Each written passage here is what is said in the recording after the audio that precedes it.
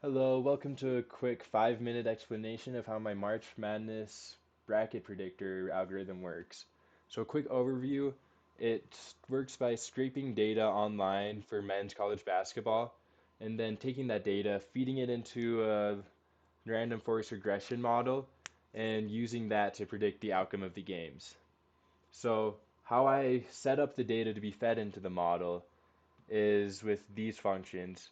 And what they do is they first take this scraped data, which looks like this, and says, okay, I'm only going to look at the team statistics.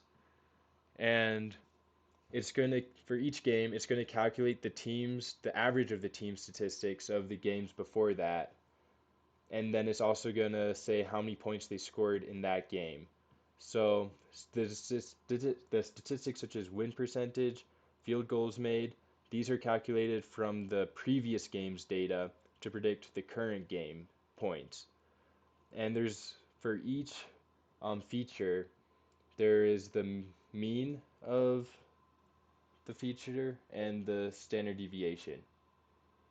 So once we have that, we go one step further, and for each game, we take the difference in the statistics to predict who's to predict how many points the team will score. So what I mean by that is for this Rutgers versus Nebraska game, it would do the Rutgers statistics minus the Nebraska statistics to predict that Rutgers scored 56 points, and vice versa, Nebraska versus minus Rutgers statistics to predict that Nebraska scored 67 points. So once that data frame is set up, we are ready to put that into the model. But first, we need to split the train and test data.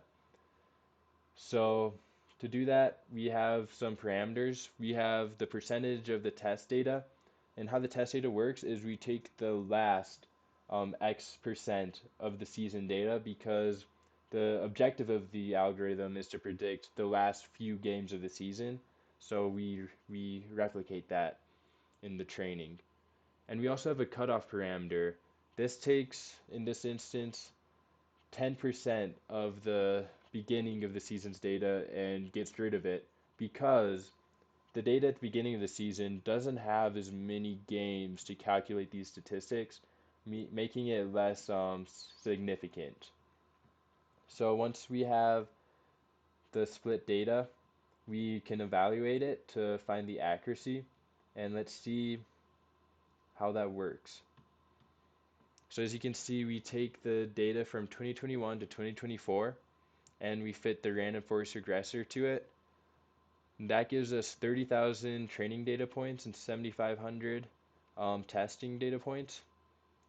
And we had an accuracy of 63.4%, 63.4% for the training data and 68.2% for the, sorry, 63.4 for the test data and 68.2 for the training data. So this 63.4% accuracy is pretty good. It's above 50%. However, some algorithms claimed to have 70% accuracy, so it's definitely could be better. So let's look at how this actually predicts a March Madness bracket. This function setup is basically doing what I was talking about up here. It sets up a data frame to be put into the model. However, it's only for the 64 teams that are in March Madness. And then the March Madness test takes that data frame and it predicts each game who the winner is going to be until there's one champion. So let's look at the output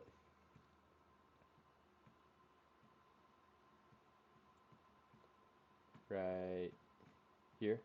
So the first round, these are the first round winners, second round, so on. So it says the champion is Purdue Boilermakers, which is a pretty good champion to pick.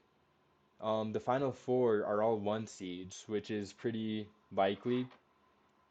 However, the Elite Eight has this team that I don't know how to pronounce their name, and Dayton Flyers, which are 6 and 7 seeds, and it's pretty unlikely that these teams make it to the final eight. especially that one that I don't know how to pronounce the name. There's only a 3% chance of them making it, which is pretty statistically unlikely. So, besides a few oddballs being being predicted, the algorithm works pretty well at predicting a March Madness bracket. Thank you for listening.